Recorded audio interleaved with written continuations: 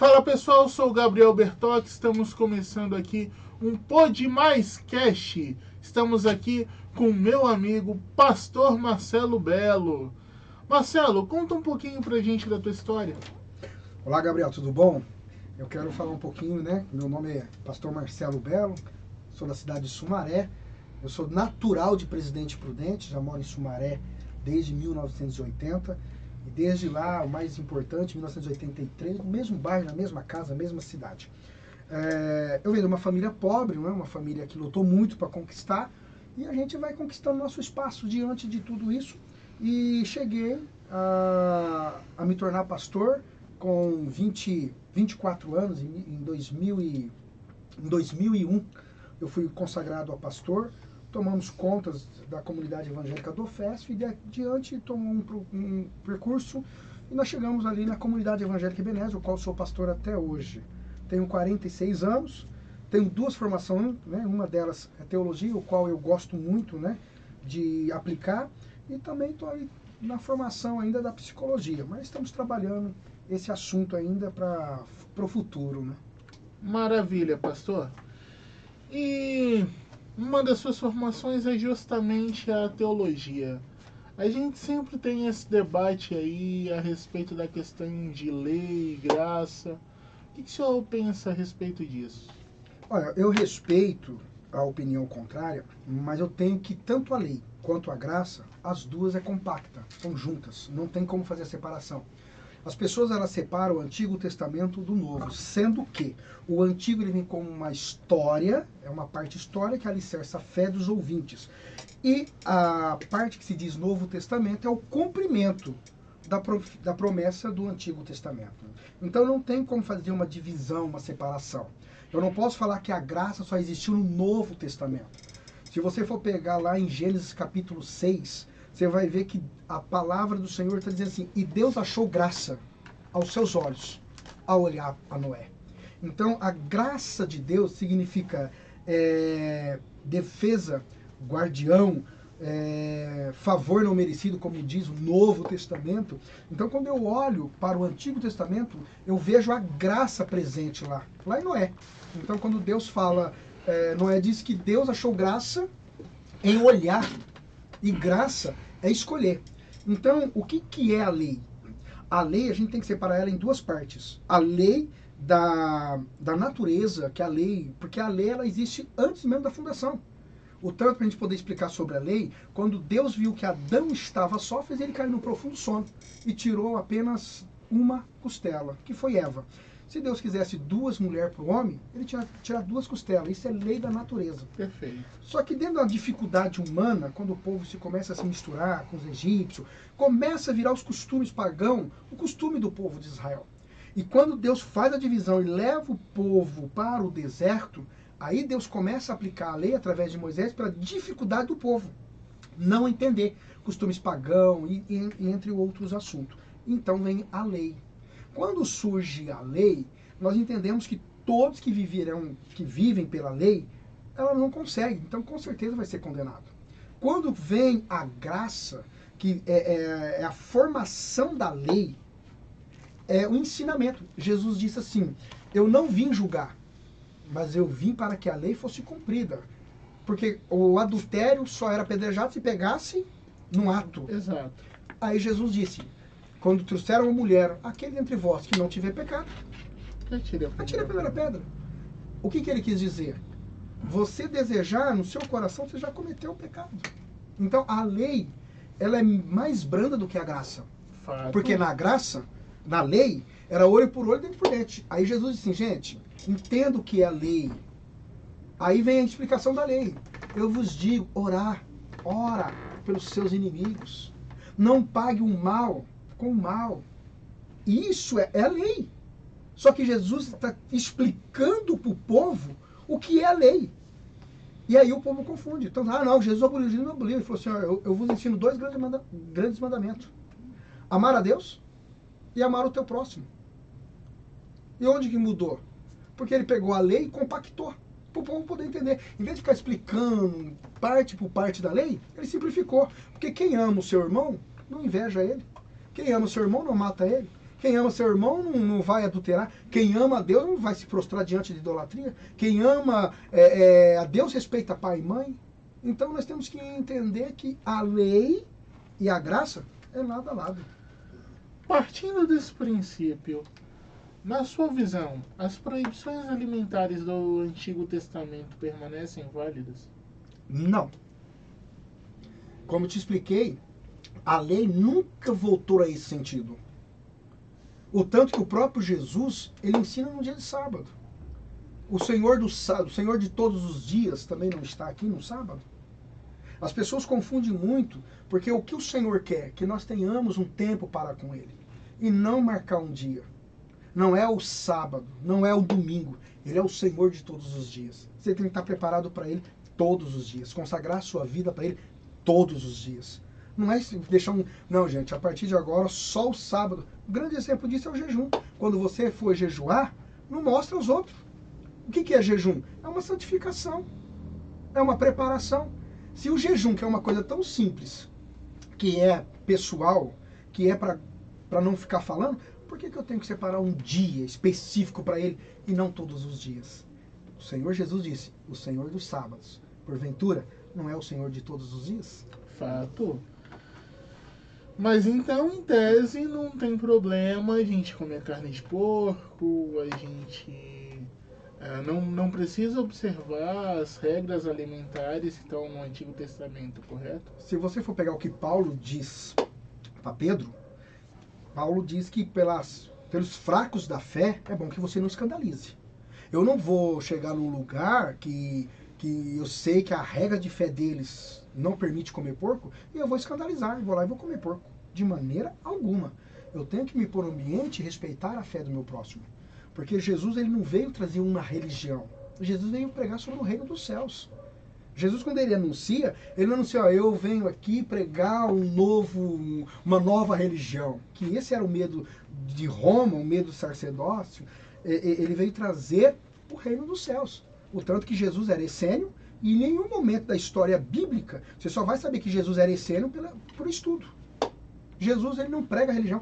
Jesus fala sobre o reino de Deus. Arrependei-vos, porque é chegado a vós o reino de Deus. Maravilha. E agora vamos entrar numa outra polêmica, a participação do cristão na política. Tem muita gente que fala que o cristão não deve se envolver, tem muita gente que fala que igreja e política não se mistura. Qual a sua visão a respeito disso? Olha, a falta de conhecimento dentro de um contexto de comunidade complica. Porque a palavra, na verdade, política, ela está dizendo cidadão. Estar no meio de pessoas, aprender por projetos, que não tem nada a ver com religião. Então, quando você fala assim, não se pode misturar, você mesmo está sendo preconceituoso. Porque você tem que estar no meio de tudo, fazendo tudo, e manter a parte mais importante, a tua integridade.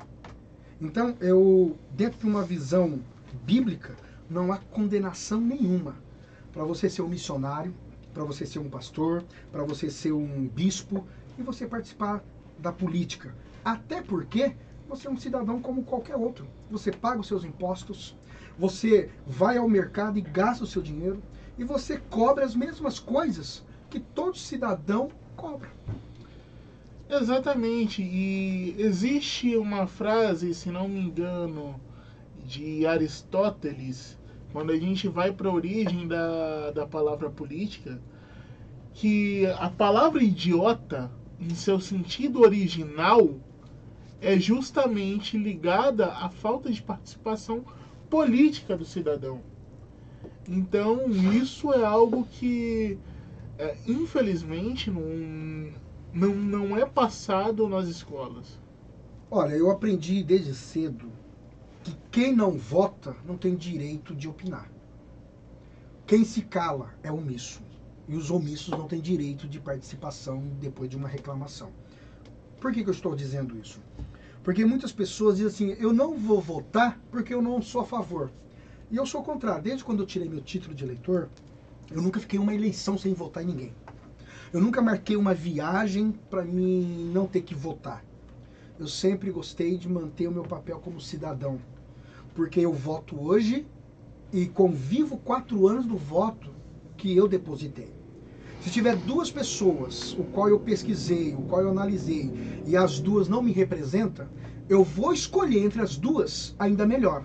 Porque uma das 2 vai ter que assumir os 4 anos.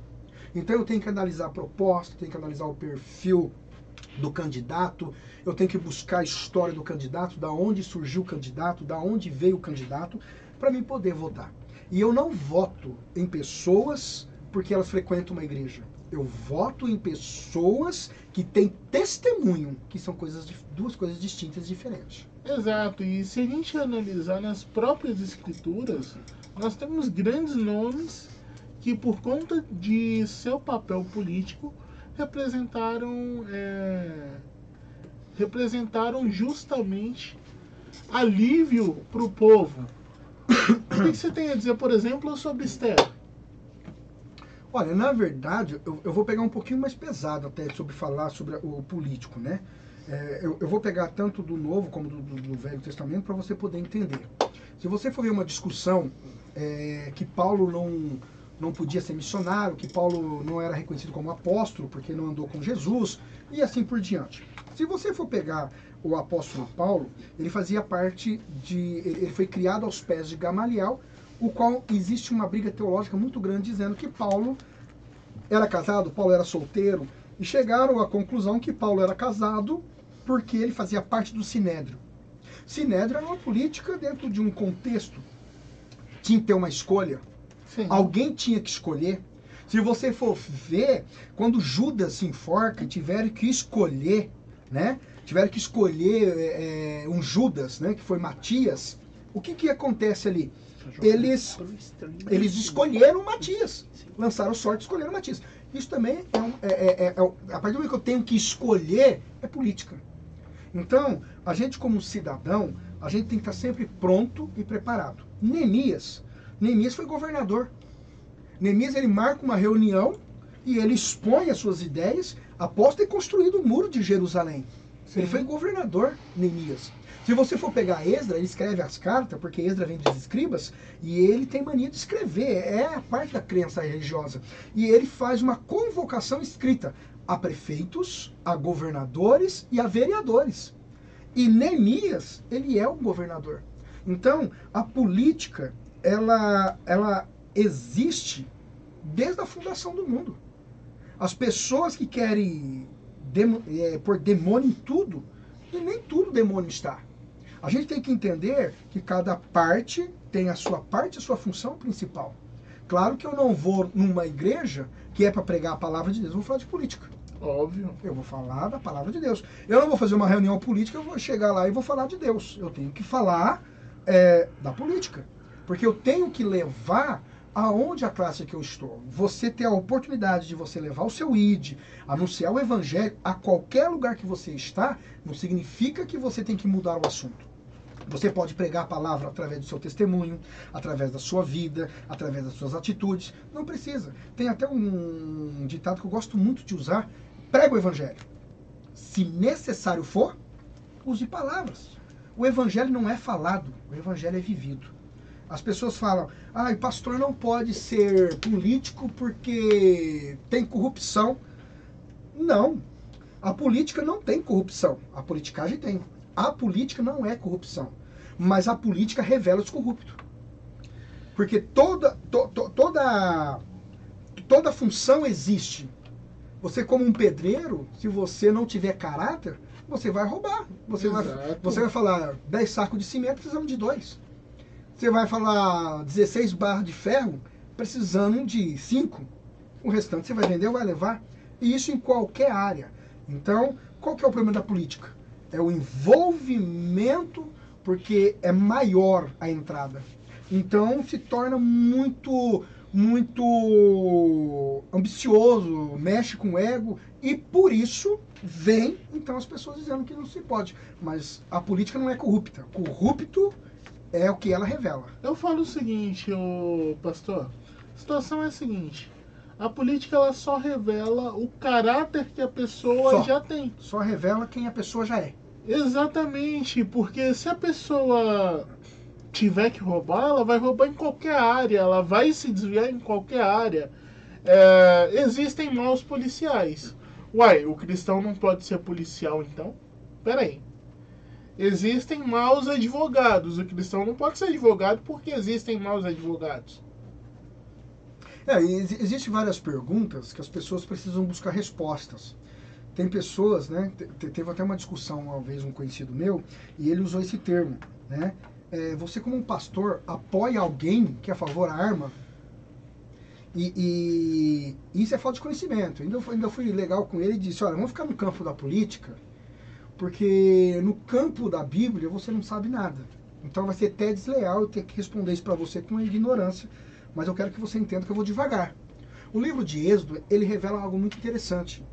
Ele diz que aquele que mata por autodefesa, ele não deve ser condenado. Então a arma, ela não foi feita para matar.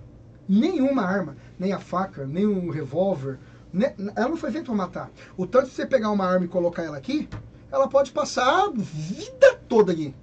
A vida toda aqui. Ela não vai matar ninguém. A partir do momento que o ser humano colocar a mão, o que mata é o que está no coração do homem. É a intenção do homem.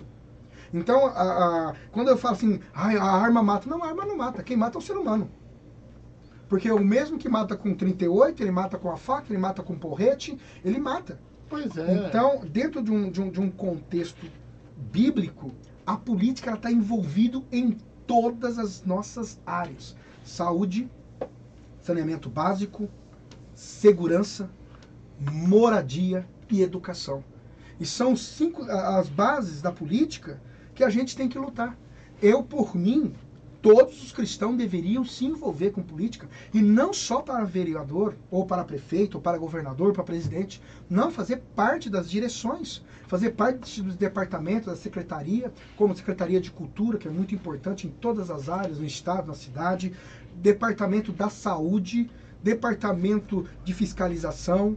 Por quê? Porque eu ainda acredito no cristão. Eu não acredito nas pessoas que vão à igreja. Eu acredito em cristão. E quando eu falo cristão, eu tenho que diferenciar dois tipos de cristão. Porque existem várias crenças religiosas. O que é ser cristão? Cristão é eu não consigo ser como Cristo, então eu vou imitá-lo. Então eu sou um Cristo pequeno, que é chamado de cristão. Então, a sua forma de viver, o seu jeito de se comportar, vai mostrar se você é ou não um cristão. E daí, então, eu devo fazer um pré-julgamento. E quando eu faço um julgamento e falo, o Gabriel é um cristão, eu não falo porque você carrega uma Bíblia. Eu não falo porque você vai à igreja. Mas eu falo pelos frutos que você gera através das suas atitudes. E é aí que surge o cristão. Então as pessoas julgam muito. A pessoa vai na igreja e sai na política, ele é um cristão. Não. Ele é uma pessoa, ele pode ser um simpatizante. Exato. Ele pode ser uma pessoa que vai à igreja. Ele pode ser uma pessoa que está usando a igreja, porque nessa época de política... Infelizmente existe. O que a gente mais vê hoje é gente que passa 4 anos sem nunca ter pisado numa igreja e agora vai em culto, vai em missa, aí mistura, vai em terreiro, vai em centro espírita, vai em tudo e nunca se firma em nada, né? Olha, o problema, você entrou em algo muito interessante, né? Eu, como político, eu não posso desfazer de ninguém. O tanto que quando sai uma lei, né? Sai uma lei, por exemplo, vamos supor que eu faço uma lei que a partir de hoje a religião A tem que pagar um imposto. Não existe isso, porque quando uma lei é imposta, todas as crenças religiosas pagam junto. Exato. Então, quando eu libero para um, o outro também é beneficiado. Então, se fizerem lá pro terreiro de Umbanda, Quimbanda, Candomblé, que eles não vão pagar imposto, nós também temos direito. Exato. Então, as pessoas têm que diferenciar. Então, quando eu sou convidado como candidato a ir num terreiro, eu vou com a maior certeza. Porque eu sou pastor, mas eu estou indo lá para não falar da religião. Eu estou indo lá para levar propostas, levar ideias. Porque o espírita também frequenta o mesmo lugar que eu frequento. Sim. Ele pega um ônibus, ele paga imposto, ele vai ao mercado. Então, eu vejo outra coisa que é muito horrível no meio do povo cristão. Ah, ele é macumbeiro porque foi... Oh, não! Nós temos que respeitar todas as crenças religiosas. Não é porque eu não concordo, quer dizer que eu não tenho que respeitar. Eu respeito todas as crenças religiosas. E quando nós voltamos para a política, nós temos que respeitar as decisões como cidadão.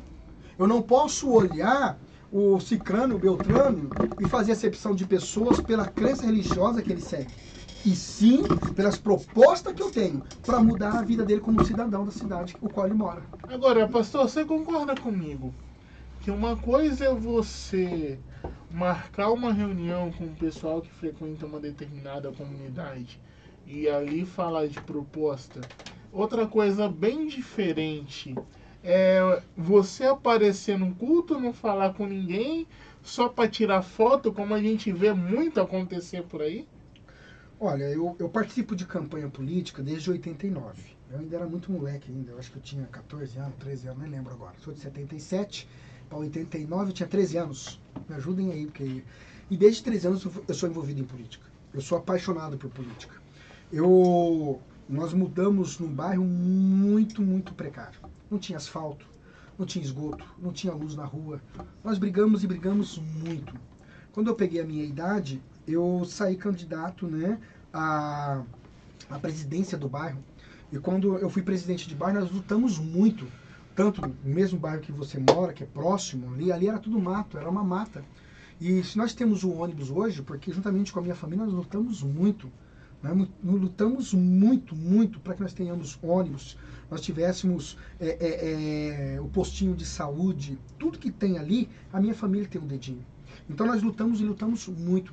Então quando eu olho para a política, eu não olho interessado que ela pode me proporcionar, mas eu olho que as minhas ideias podem mudar o local que eu moro. O tanto que eu procuro no meu bairro, na minha região, comprar tudo, roupa, sapato, tudo, nos comércios da minha região. Porque eu tenho que mostrar que a minha região tem possibilidade e probabilidade de crescer. Então eu faço parte da política. O problema é que as pessoas elas caem de paraquedas no meio da política. As pessoas não sabem politicar, as pessoas não sabem conversar, as pessoas não sabem quais são os ideais, não sabem qual é as suas propostas para a cidade. Então, as pessoas não sabem nem qual que é o papel de um vereador na cidade. Isso é grave, pastor. Então as pessoas aparecem. Aí cai de gaiata, né? É um movimento, a igreja é um movimento, porque hoje nós somos uma população que nós elegemos deputados, nós elegemos governador, nós elegemos presidente, nós elegemos prefeito e vereadores. Nós somos muito fortes e nós somos alvo. Nós somos alvo. Então vai um recado para todo mundo que vai nos assistir, todo mundo. Não vote na pessoa porque ele vai à igreja e se diz cristão. Vote pelo seu testemunho de vida. Isso é muito importante. Na região do Santa Maria, que é a região onde eu passei 12 anos da minha vida, eu lembro do que é você fazer um abaixo-assinado no sol quente, sozinho, batendo de casa em casa. Sozinho. Eu sei como que é isso, pastor. E muita gente não tem coragem de fazer aquilo que faz e depois que a gente faz, né? Que é realmente ir pra luta, que é realmente dar cara a tapa. E aí quer aparecer como se fosse o bambambam. A gente tem, por exemplo, uma obra que é privada. E aí tem um bando de gente querendo assumir ser o pai da criança. Infelizmente a gente vai ver isso em todos, né? O que a gente tem que julgar uma situação, eu gosto muito disso. Quando eu escolho um candidato, a primeira coisa que eu faço é orar a Deus. A orar ao Senhor, apresentar. Porque eu tenho a consciência em Romanos 13 que toda a autoridade constituída é por Deus. Que ela seja boa ou que ela seja má. Com o aval de Deus, com a escolha de cada um. E cada um vai escolher naquilo que se representa. Cada um vai escolher, por exemplo, os seus eleitores vão votar em você acreditando na sua proposta porque você está falando que vai representar eles. Assim como eu. Então, quando a gente olha uma cidade ou uma pessoa, né? Eu não procuro voltar porque a pessoa é católica, ou porque a pessoa é isso, porque a pessoa é aquilo, ou a pessoa é evangélica, a pessoa não é. Eu volto pelas propostas. E se eu acreditar nas propostas da pessoa. Porque nós viemos vários políticos fazendo várias propostas e quando ganhou, mudou totalmente as propostas. É o que a gente vê hoje, infelizmente, no governo federal. Infelizmente. Então, o papel do cristão dentro da política, ela é muito importante. E uma coisa que eu gostei quando eu cheguei aqui, eu vi que não se negocia princípio. E princípios são valores que a gente carrega pelo resto da vida. Nós podemos negociar qualquer coisa. Qualquer coisa. Mas princípio não. Então, quando você entrar numa política, a primeira coisa que tem que ser julgada são seus princípios. Exato. Né? Então, eu vejo o cristão dentro da política um ato muito importante. Que eu convido, né, a todos que tenham uma boa índole, que sejam cristão, a participar da política. Não criticar, falar que só tem bandido.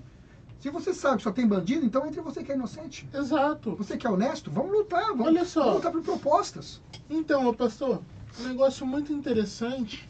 Quando a gente vai para Provérbios 2, 29:2 na Bíblia, olha só. Quando os justos governam, o povo se alegra. Quando os perversos estão no poder, o povo geme. E há quanto tempo a nossa cidade vem gemendo? É quando você pega por esse texto, você vai comparar os reis. Teve reis que a Bíblia fala, foi muito bom aos olhos de Deus. Mas teve um que foi horrível aos olhos de Deus. Então, o que acontece? Foi o que eu disse no começo, a política ela não corrompe ninguém. Só que ela revela o corrompido. Isso aí não tem como fugir. Você pode se dar um de santo. Quando você entrar lá, a política ela vai revelar quem você é. Exato. E é nisso que nós temos que trabalhar. Então, quando eu olho para esse texto de Provérbios, Salomão, na sua sabedoria, ele aconselhando, ele começa a dizer, o que é o justo?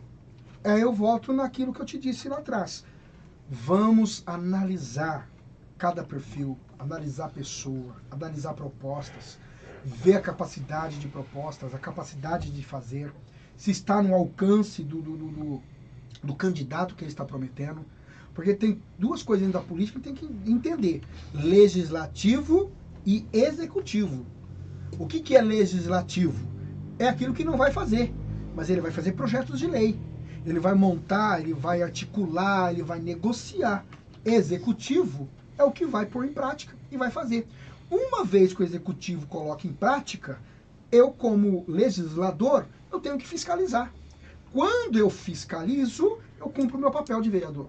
O vereador, ou vereadora, ou o candidato, ele não pode, de maneira alguma, prometer aquilo que ele não é capaz de fazer. Exato. E aqui, quando alegra que ele fala, é que um entrou e ele trabalhou em prol do povo. Ele trabalhou em prol da sociedade, da melhoria de vida, melhoria das pessoas, qualidade de vida. E é isso que nós temos que lutar, nós temos que trabalhar. Quando o povo geme, quando um candidato entra com interesses próprios. Exatamente. E eu falo o seguinte, existem leis em Sumaré que prevêem situações e não estão sendo cumpridas. Uma delas é a questão do centro de referência da juventude. E eu falo que a participação do jovem cristão... Qual? Tá. E eu falo que Agora eu perdi o fio da meada. Você fala que a participação do jovem cristão... Isso. A participação do jovem cristão na política, ela é muito importante. Porque a gente precisa de sangue novo e a gente precisa fazer com que as situações que o jovem necessita também venha a ser observada. Infelizmente, poucos têm olhado pro jovem. Olha, eu trabalho com dependente químico. Eu trabalho já tenho muito tempo, muitos anos. O que eu falo hoje para a gente mudar todo o conceito de vida do jovem. O jovem, primeiro, ele precisa ter uma base. E a base, querendo ou não, é família. O tanto que na minha primeira vez que eu saí, foi essa proposta, né? Trabalhar voltado a instituições como casa de apoio, casas que vão dar auxílio. E o maior auxílio que a gente pode dar a um dependente químico é a família. É trabalhar com a família. E depois, trabalhando com a família, trabalhar com o dependente químico.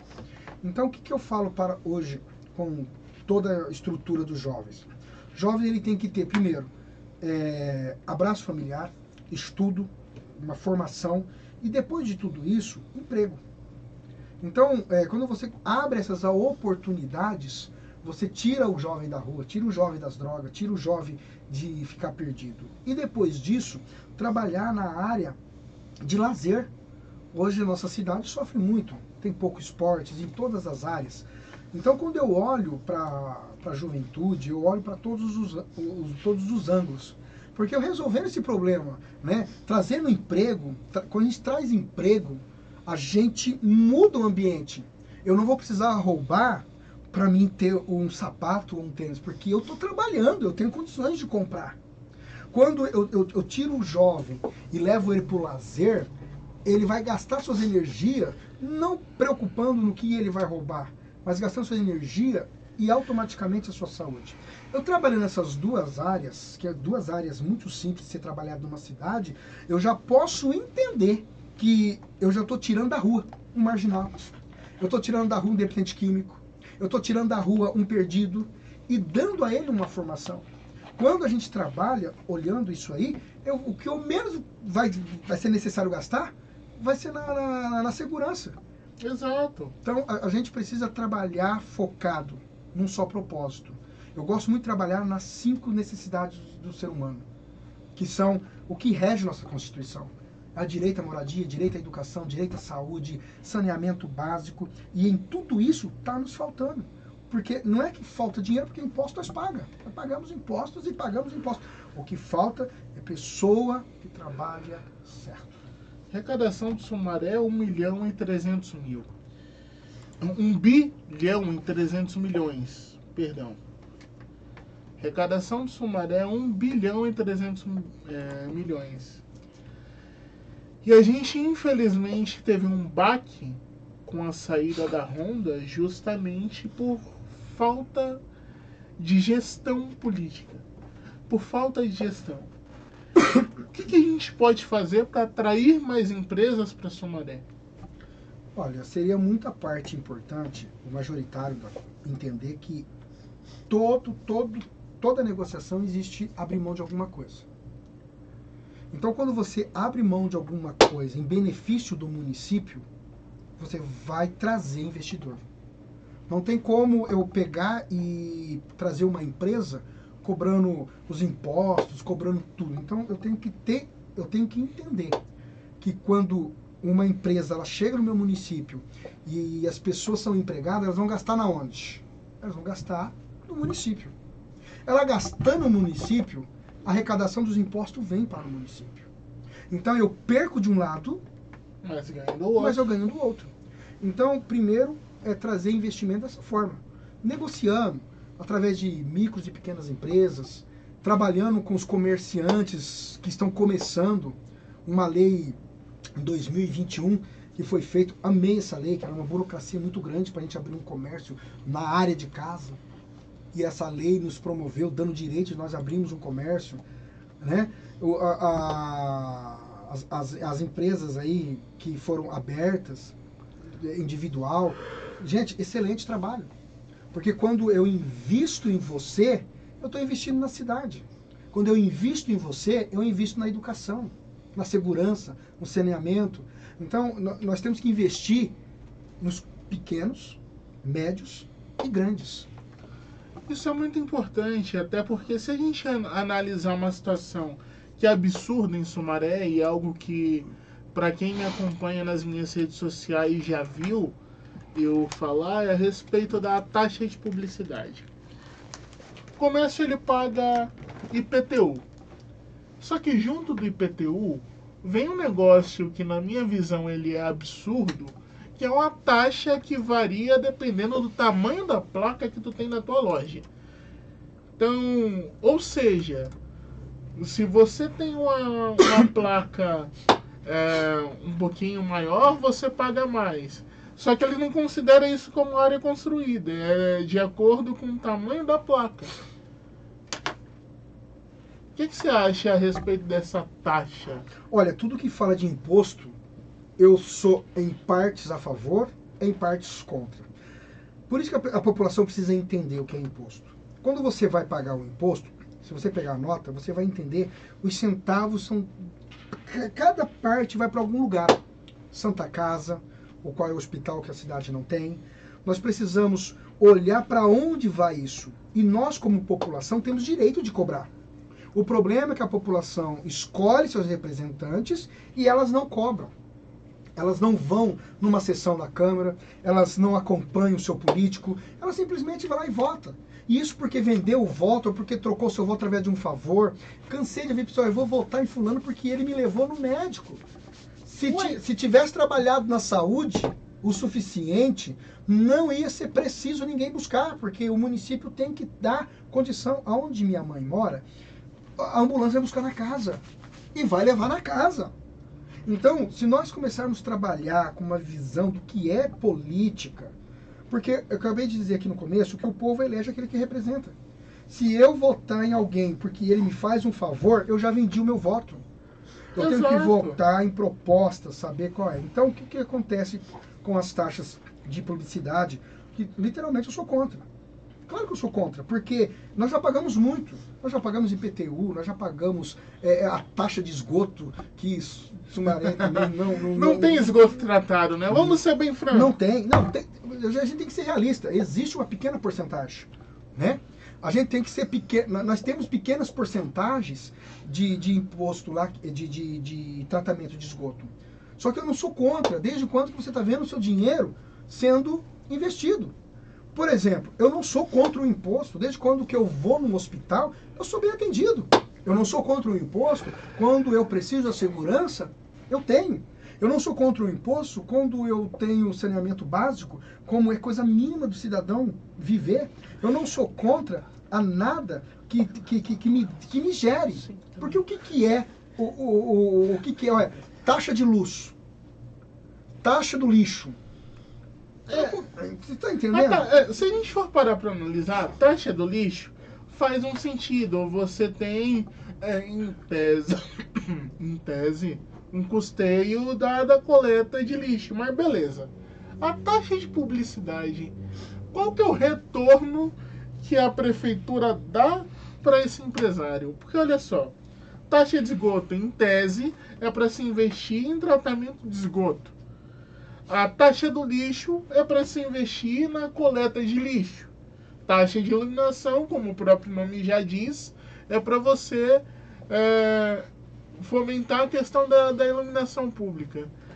Em tese, essa taxa de publicidade não deveria gerar um retorno em publicidade para o empresário, já que é taxa de publicidade? Olha, eu acredito que o comerciante ele tinha que ter o direito de escolher isso. Porque nós sabemos hoje que a maior meio de publicidade é os canais, né? Redes sociais. Então, quando a gente vai partir para fazer uma propaganda, tem que fazer em todas as áreas. Porque hoje o mais alcançado é a internet, redes sociais, é o que é mais alcançado. Mas a gente não pode também disponibilizar das outras, que é a profetagem, o carro de som, a televisão, bom, enfim. Então, toda propaganda ela é interessante.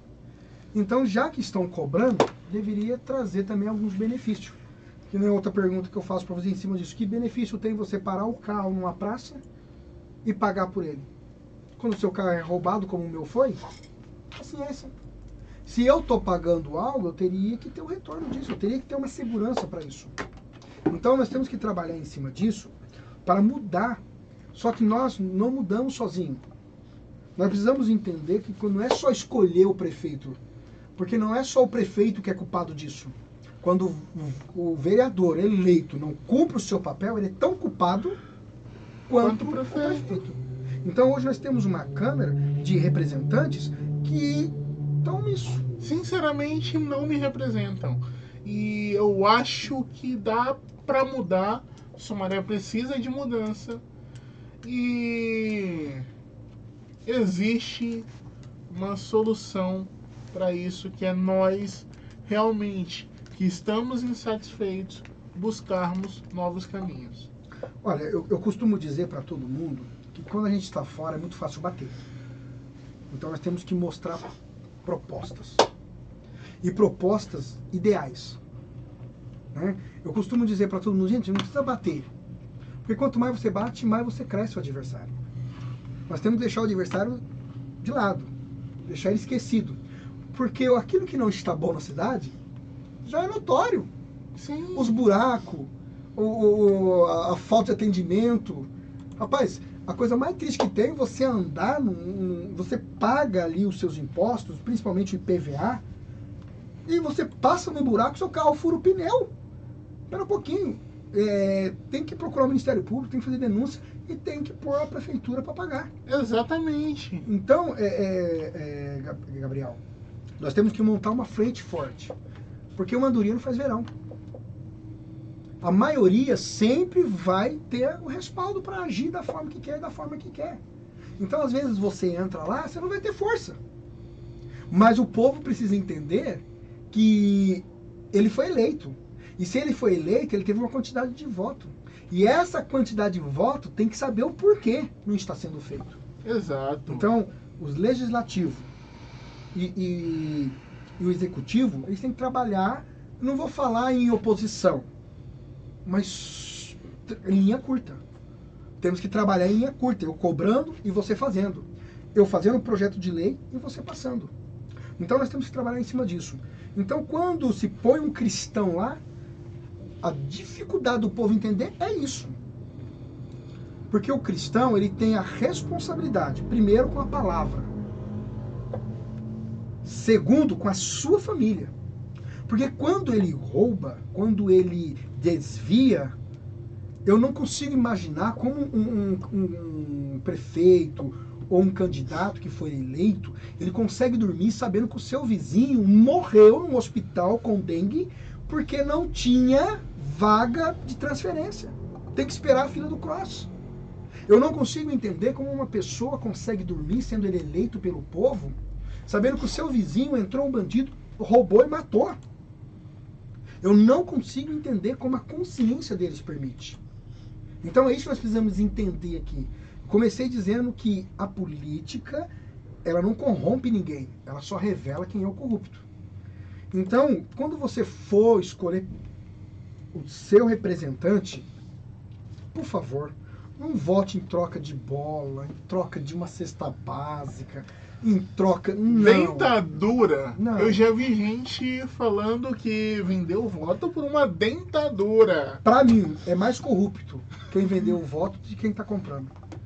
Porque só tem quem rouba porque tem quem compra o que ele rouba. Exato. E se a gente for analisar biblicamente, nós tivemos casos de políticos na Bíblia, como por exemplo José, que durante uma possível crise, ele se antecipou e conseguiu evitar uma tragédia que seria a fome no Egito. Sabe qual que é o grande problema também, Marcelo? Poucas pessoas hoje trabalham com antecipação. E aí a gente vê cidades endividadas e o prefeito tendo que se virar principalmente nos 2 primeiros anos, e aí ele não consegue dar aquele resultado imediato que a população espera. Como um cristão no executivo deveria se posicionar nessa situação? Olha, eu acredito que primeiro ele pagar o que deve. Isso é o primeiro primórdio, que quando você paga, você cria crédito. E o crédito, ele gerencia você a trabalhar com a finança. Mas o que eu mais vejo hoje, Primeiro é trazer investimentos para a cidade. Trazer investimento. Porque quando você fala de fazer uma grande obra numa cidade, e uma cidade ela não tem condições, você existe o Estado e o federal. Então tem que buscar recursos no estadual, tem que buscar recursos no federal, e a gente sabe que tem um trâmite por tudo isso. Que existe uma troca, toma lá e dá cá. Infelizmente, tudo isso na nossa vida. Então, primeiro tem que trazer investimentos. Investimentos através do Estado, através do federal, e em cima disso também trazer incentivos, principalmente fiscais, e para a população. Porque quando eu gasto no meu município, eu gero uma receita. Eu tenho que criar mecanismos para arrecadar. Os EPTUs atrasados, as contas que não foram pagas pelo município. Então a gente tem que negociar. E negociar é sentar numa mesa, é chamar para uma conversa, chamar os investidores, os empresários e fazer, colocar eu não lembro quem fez na cidade de Sumaré, uma parceria de uma coisa muito simples, cuidar de praça. Tinha empresas que cuidavam de praças e elas ganhavam benefício através disso. As praças eram limpas. Lembro-me olha a seca que nós estamos, passar o carro-pipa lavando o asfalto. As pessoas têm que ver, quando eu lavo o asfalto, tiro a sujeira, tiro a terra, não vai subir, não subindo, não vai atacar a minha rinite, não vai atacar a minha dor de cabeça, não vai atacar a gripe. Coisa simples de fazer que eu vou economizar na saúde. Coisa simples, cadê os caminhão-pipa para lavar as ruas? Então nós precisamos trazer investimentos. Eu fico muito bravo quando a pessoa fala de salário mínimo. Gente, nós não temos que brigar para o nosso salário mínimo crescer. Nós temos que brigar para que o salário tenha poder de compra. Ou seja, abaixar a inflação.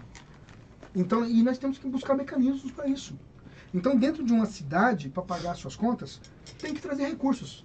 Não existe, não tem como você pagar suas dívidas se não tiver recursos. Então, nós temos que buscar recursos. Isso é muito importante, foi justamente o que José fez naquela época. Antevendo a fome, ele previu que 20% dos cereais fossem guardados, porque ele sabia que viria tempo de crise.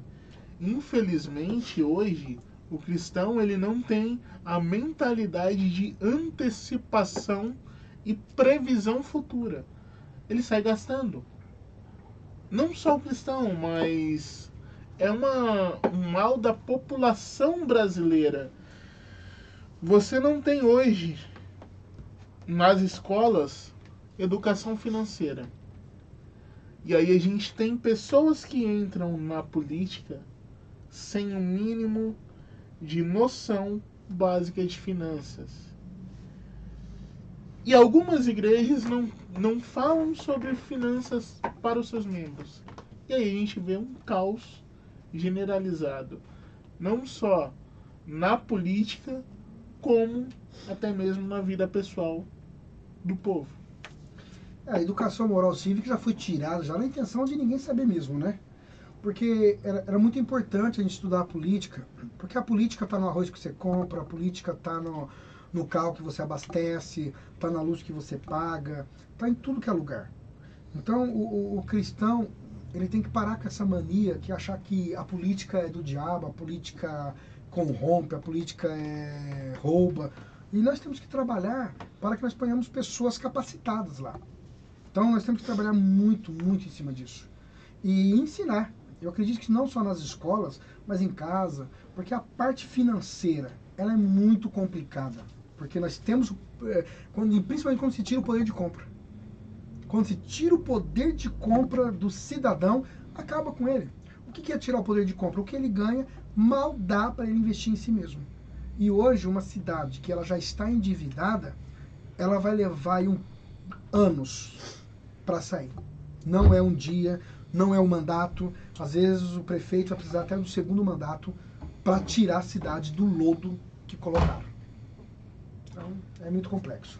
Isso é muito importante. E uma coisa que a gente fala, quando a gente fala em poder de compra, e aí a gente tem que partir um pouquinho para falar do trabalho da nossa querida Renata Abreu, que ela tem feito projetos principalmente no intuito de você reduzir o custo da folha de pagamento.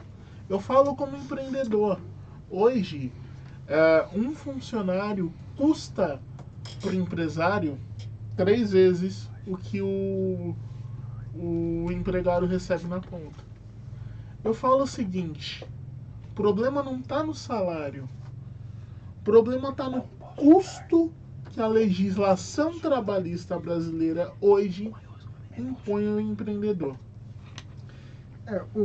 Aí nós estamos falando do topo da pirâmide.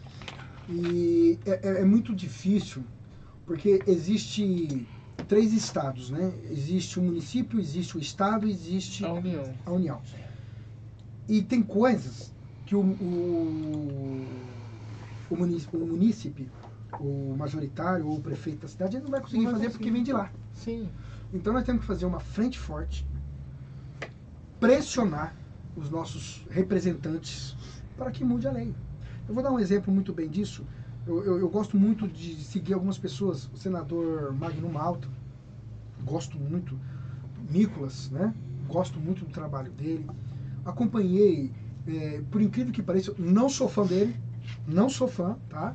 Não votei nele, não voto, mas uma coisa que eu gostei eu vou até usar, eu vou usar o apelido dele, né? Vou usar o nome, o do calcinha apertada, né? Sei. Porque ele fez um investimento interessante na saúde em São Paulo que dá para nós imitar. Porque por mais ruim que a pessoa seja, uma hora ele faz uma coisa certa. E nós temos que imitar. Porque a saúde é a prioridade na vida do ser humano. A pessoa tendo saúde, disposição, ela faz qualquer coisa. Uma pessoa sem saúde, ela não consegue fazer nada. Então nós temos que investir na saúde, diminuir as filas do cross, diminuir. Então, quando parte disso aí, já começa o problema. Porque o problema, como diz, começa lá no topo. Lá no topo.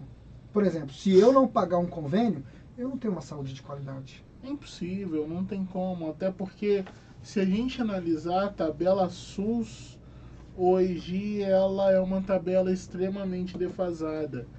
E a gente tem cobrado o Bruno Ganem, que é pré-candidato a prefeito de Indaiatuba, mas ele é deputado federal, a buscar pressionar justamente essa situação da tabela SUS.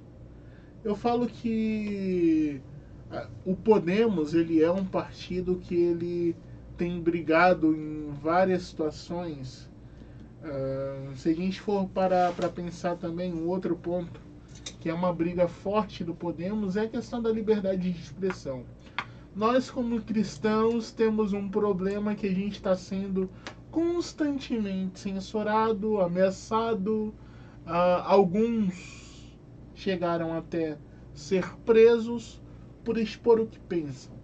O que o senhor acha a respeito desse assunto? Olha, eu acredito, eu aprendi isso da fé cristã, que quanto mais você está sendo perseguido, quanto mais luta, que significa que está no caminho certo, né? Você está desagradando. E o próprio Jesus disse que o mundo jaz do maligno. Então, não me surpreende, não vai me surpreender, porque Daniel foi jogado nas covas do leão, Sadraque, Mesaque e Abednego foi jogado na fornalha. Então isso faz parte da nossa luta, faz parte da nossa convicção de fé. E nós temos que ter essa luta, nós temos que ter essa perseguição. A minha preocupação nunca foi com a perseguição, a minha preocupação foi com o silêncio da fé, o silêncio. Pessoas morreram para que nós hoje tivéssemos a liberdade de expressão, de falar do Evangelho, de falar do poder de Deus, de manifestar o poder de Deus, para que hoje nós nos calemos. E toda vez que a mentira prevalece, é porque a verdade está se escondendo. Então nós temos que partir para cima, mostrar nossa força, e ir para cima com toda a força. Com toda a força. Não é negar nossa fé, não é negar nosso princípio. Se necessário for morrer pelo Evangelho, vamos morrer pelo Evangelho. Mas o problema é que nós estamos... Hoje existe no Brasil um grande problema. Existe divisão de classe. Como eu disse, o que é ser cristão? não é? O que é ser cristão? Se você for olhar dentro do rol, os católicos também são cristãos. Sim. Então, mas quando vão atacar lá o plenário, eles não procuram a religião católica, eles procuram o pastor. Olha, é o pastor que errou. Mas quantos e quantos outros das mesmas crenças religiosas errou também? Então, nós somos perseguidos por causa disso. E nós temos que ser perseguidos mesmo. Porque só é perseguido quem é visto. Só é perseguido quem está mostrando trabalho. Então nós temos que ir para a rua, nós temos que perder o medo mesmo, e nós temos que pregar o evangelho. Então, dentro desse processo, claro que eu sou contra, nós temos que ter liberdade de expressão, nós somos democráticos, nós estamos num país que nós temos nossos direitos, e hoje sendo confiscado, né? Eu postei algo interessante no Facebook, e o Facebook pediu para me retirar, senão ia cortar minha conta. Então, hoje nós estamos vivendo um tempo muito difícil, mas tem uma coisa que não me abala, porque a dificuldade, a perseguição, nos faz crescer. Isso é verdade. E eu queria deixar uma recomendação de livro, que é um livro muito importante chamado 1984. Por que eu estou falando desse livro? Você chegou a ver que estão tentando aprovar um projeto de lei que criminaliza as fake news? Pois é. Eu lembro que tinha um país fictício nesse livro aí que inventaram um tal de Ministério da Verdade, né, onde o Estado definia aquilo que é verdade ou não. Eu acho que a gente está quase indo para esse caminho. Se a gente não começar a ter mais cristãos na política, se a gente não começar a participar mais ativamente, o risco de uma ditadura é alto. Nós já estamos. Nós já estamos. Existem os remanescentes que estão se levantando. Louvo a Deus por nós ter um Senado ainda não totalmente de direita, um Congresso ainda se adaptando, mas nós já estamos. Nós já estamos. E é muito fácil entender por que nós já estamos. Quando se cria divisão para vários departamentos, já significa que querem tomar o poder. Então hoje inventaram lá o negro contra o branco, o sul contra o nordeste, marido e mulher, o feminicídio, a feminista, o machismo. Então eles começaram a criar classes. Então quando se divide o povo, e é difícil porque o povo está caindo. O povo não está entendendo que quando tirar o meu direito, que sou de direita, de falar o que eu quero, ele está tirando o seu direito. Ou de esquerda ou de direita, quando se tira, foi o que eu falei aqui no começo, quando se faz uma lei para uma determinada religião, todas têm direitos iguais. E assim funciona para nós. Tem muita gente batendo palma, tem que fazer isso mesmo, mas os direitos deles também estão sendo tirados. E é isso que eles não estão vendo. Então nós temos que brigar por isso. Sabe por que eles estão vendo? Porque a verdade se calou. E nós precisamos expor a verdade. Mostrar de fato o seguinte, gente, eu vou perder. Eu vou perder, mas você também vai. Não é só eu que vou ganhar, não, que eu vou perder, não. Você também vai levar o prejuízo. Então, é isso que nós precisamos falar através de hoje. Pregar através de hoje. Fala, gente, hoje, eles conseguiram separar tanto as classes que tá difícil. É difícil hoje. E as pessoas estão caindo muito fácil. Estão muito fácil. Gente, é simples. Cada um descobre o seu papel. Fundamental. O homem, o seu papel, a mulher, o seu papel, o adolescente, o seu papel, o jovem, o seu papel, a criança, o seu papel. Cada um tem o seu papel a cumprir. Não precisamos dividir classe. A coisa mais triste que eu fico é quando eu vejo alguém fazendo greve, não seja a favor, tá? Não seja a favor, mas quando uma classe faz greve, a outra critica. Quando os caminhoneiros fizeram greve, os professores criticaram. Quando os professores fizeram greve, os caminhoneiros criticaram. Gente, nós estamos brigando pelo mesmo objetivo. Qualidade de vida. Uma qualidade melhor de vida. Então nós temos que falar a mesma língua. Quando Deus olhou para a terra e viu Babel, a torre lá, todo mundo falando a mesma língua, todo mundo falando o mesmo, e construindo para tentar chegar no céu, Deus foi lá e colocou uma divisão de línguas. Porque quando se divide, se conquista. Deus colocou isso, não foi para defender Deus, não. Foi para defender o próprio povo. Exato. Só que hoje nós estamos vendo que existem interesses. As pessoas estão dividindo para tomar o poder. Então você que está nos escutando, imagine um pouco mais, pense um pouco mais, lute um pouco mais. Nós temos que mostrar para o povo que é política, tirar a politicagem de lado. Isso é muito importante. E eu acredito que a gente consegue mudar essa história. Juntos nós podemos mudar essa história. A gente está num partido onde nós temos pessoas que realmente se levantaram. Marcelo Aguiar foi deputado federal, é pré-candidato a vereador de São Paulo. Eu sei que tem muita gente de São Paulo que me acompanha nas redes sociais.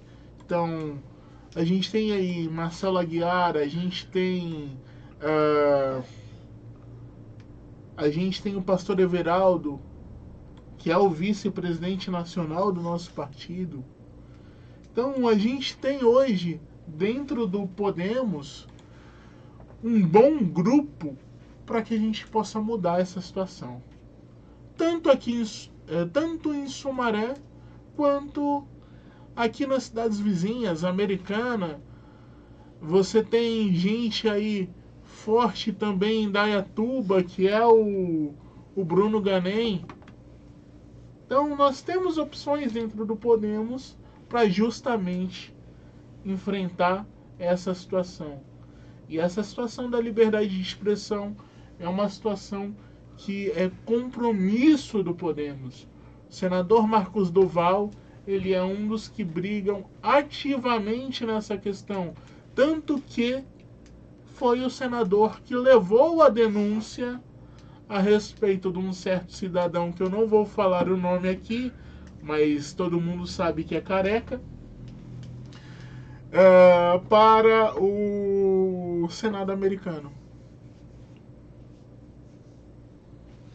Olha, a gente olhando a política brasileira hoje, e é por isso que muita gente perdeu a graça.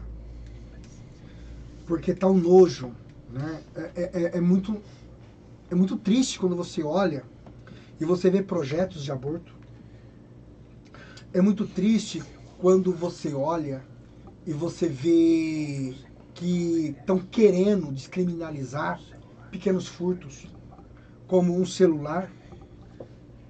É triste quando você olha e eles brigando para liberar as drogas. É triste porque são pautas que não era nem para estar sendo votado. Pois é. Não era. Então hoje é muito triste quando você olha e você vê os seus direitos sendo tirados.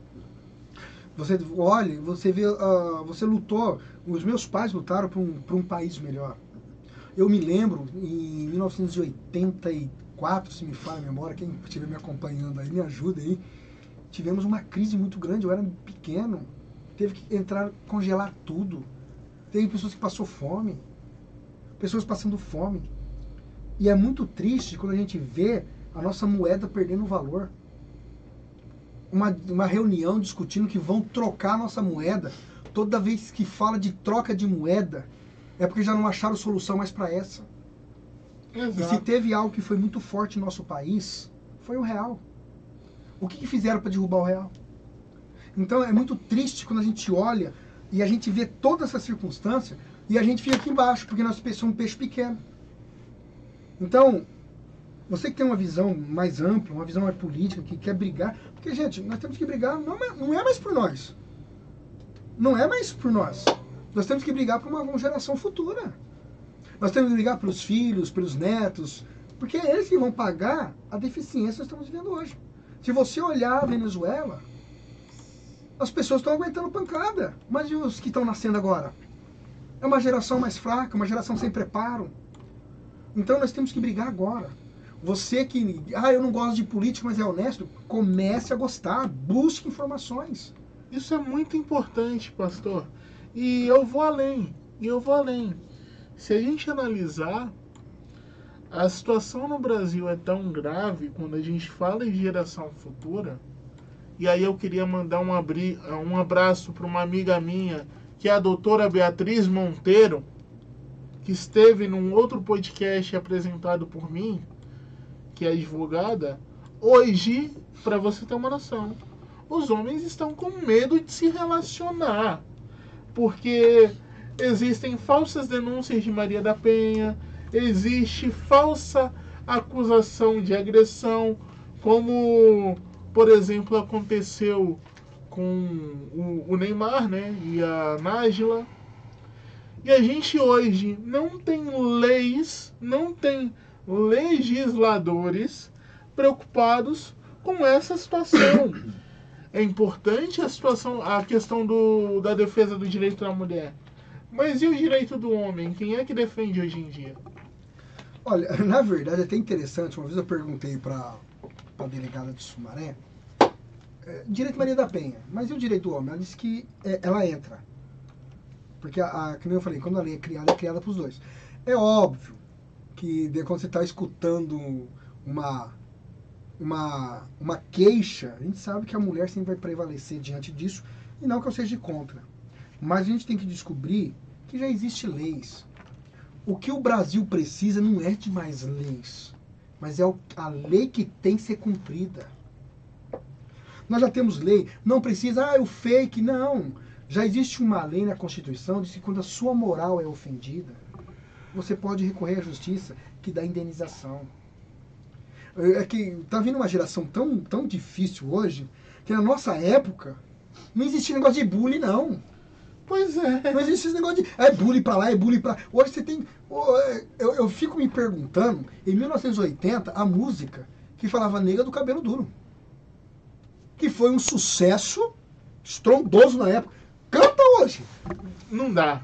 Não pode mais. Não pode mais. Você está entendendo a lógica?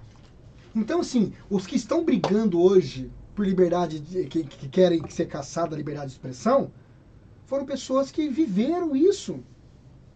Tem vários artistas aí que viveram isso. E eu fico me perguntando, qual é o benefício? Eles podem até ser beneficiados nisso, mas o futuro? E os filhos? E os netos? Então, assim, nós temos que mudar a mentalidade do povo, não é só do poder. Porque só está lá quem o povo escolheu. Exato. Então nós temos que mudar a mentalidade do povo, levar o povo a conhecer um pouco mais de política, conhecer um pouco mais de inflação, conhecer um pouco mais de investimento, escolher o perfil do seu candidato. Porque eu falo, gente, nós estamos num país que dá nojo de falar de política. E foi um dos meus motivos que eu me levantei. Porque quando o justo é omisso, o injusto prevalece. Exato. Então eu tenho que me levantar. E eu convido a todos que se consideram uma pessoa justa, não calar mais a boca. Se levantar. Levantar a bandeira do Brasil, levantar a bandeira da sua cidade, ir para a rua, cobrar seus vereadores, cobrar seus representantes, para que nós possamos mudar a história desse país. Isso é fundamental. Para finalizar, falando um pouquinho de cultura, você chegou a ver o absurdo do show da Madonna, que teve 16 milhões de reais de dinheiro público investido para a realização do show? Olha, deixa eu falar para você. Numa crise que nós estamos vivendo, como a crise do Rio Grande do Sul, após uma pandemia, nós estamos vivendo a maior pandemia da história de dengue, da história. Ser investido isso aqui, eu não sou contra um artista, mas ser investido isso aqui em tempos de calamidade é brincar com o povo brasileiro. Só que eu quero falar um pouquinho sobre a cultura, uma parte muito interessante. Lembra que eu falei que quando se libera a parte financeira, todo mundo tem direito? Sim. Nós também temos. O problema é que nós somos peixe pequeno, nós somos muito divididos. Nós podemos fazer também shows, nós podemos fazer situações na cultura para levar melhorias para a cidade, divertimento. O problema é que cada um olha para o seu umbigo. Só que em tempo de calamidade, isso aqui deveria ser cortado. Agora, pastor, uma coisa é você falar em divertimento, você falar em arte, outra coisa é uma situação totalmente absurda, onde haviam cenas, como é que eu posso dizer, proibidas para maiores de 18 anos, ali no show, né? Não, isso não é cultura, né? Isso não é cultura. Isso não é cultura. Me desculpe aí os artistas, mas isso não é cultura, isso é pouca vergonha. A partir do momento que...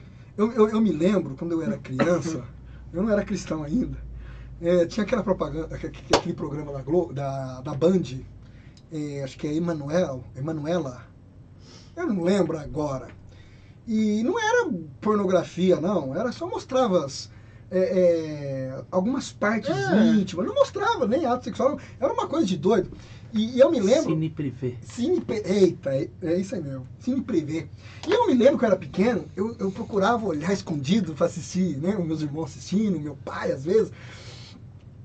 E rapaz, levava uns pescoção, e era para ver seios. Era pra ver seios. Hoje, às 20 horas, numa televisão, você vê homem se beijando, mulher se beijando, pornografia pior do que eu apanhei pra ver lá atrás. Então, quando se fala de cultura, se fala de educação. E o povo não tá buscando cultura, o povo tá buscando libertinagem, sacanagem. E o Nós temos pior, que tirar isso. e o pior, pastor, com o dinheiro do pagador de imposto. Porque a Lei Rouanet, para quem não sabe, é dinheiro do pagador de imposto. Como que funciona a Lei Rouanet, tá? Para você que não tem noção. A empresa destina valores para um determinado projeto cultural, tá? E em troca de isenção fiscal. Só que no caso do show da Madonna foi pior, porque não foi Lei Rouanet, foi investimento direto do orçamento do Estado. E pior, da prefeitura. E aí a gente vê algumas situações que acontecem em rodeios aqui na região, né? Que são complicadíssimas quando a gente vai falar de conteúdo. Quando a gente fala de distribuição de renda, é muito complexo essa história, porque a gente às vezes vai falar que vai pegar pessoas que verdadeiramente necessitam. Eu vou dar um exemplo muito... Quando o governo ele faz distribuição de renda, ele tira de um lugar, ele tem que entender que o governo não faz nada com dinheiro próprio. O governo faz com o dinheiro do povo. Então toda vez que fala de auxílio a isso, auxílio àquilo, ele tem que tirar de alguém. E eu sou a favor que o governo crie um mecanismo que dê trabalho para esse povo, nem que seja de meio período. E pare com esse negócio de ficar pegando dinheiro que era para ser investido em saúde, em educação, em moradia, e investir em pessoas. Que tem muita gente que eu conheço que foi auxiliado com dinheiro que tem muito mais coisas, muito mais bens do que eu. Então o que eu sou a favor? Existe um trabalho chamado frente de trabalho. Pronto, põe esse povo trabalhar meio período. Vai ganhar o salário digno, trabalhou, honesto e vai fazer o mecanismo rodar.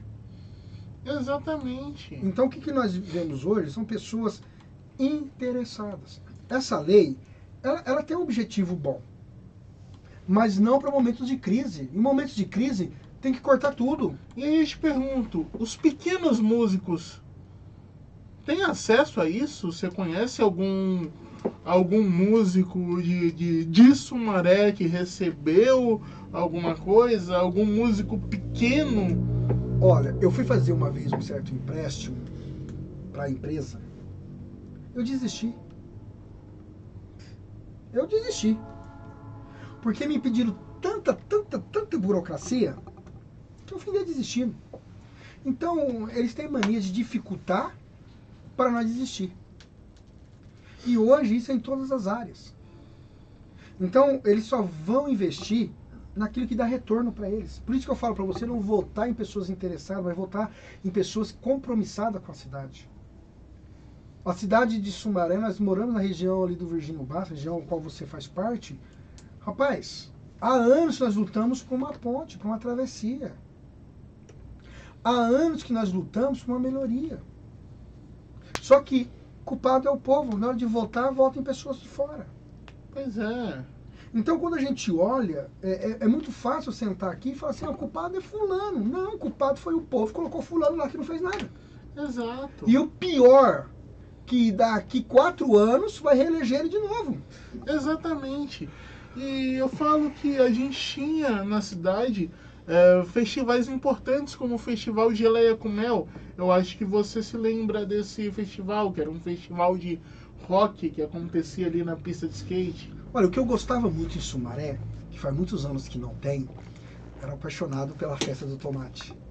Porque a Sumaré foi a maior produtora, né? De tomate. Ainda continua sendo, da época. Então eu lembro que na época era Agrofértil, onde é a faculdade Anhanguera, e ali fazia-se show, trazia cantor, isso é cultura.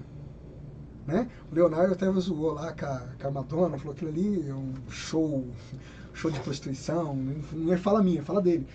Então assim, para você ver como que mudou até a visão dos artistas. Pois é. Então nós temos que buscar as raízes, nós temos que voltar. Eu entrei aqui e escutei algo muito interessante. Né? Nós somos a elite do meio, que nós trazemos bagagem de quem nos ensinou lá atrás. E nós estamos nos adaptando para aprender aquilo que vem de cima. E hoje nós temos capacidade para ensinar. Então eu peço a todos que têm essa capacidade que não se calem. Que vamos lutar por um crescimento, vamos lutar pelos nossos objetivos.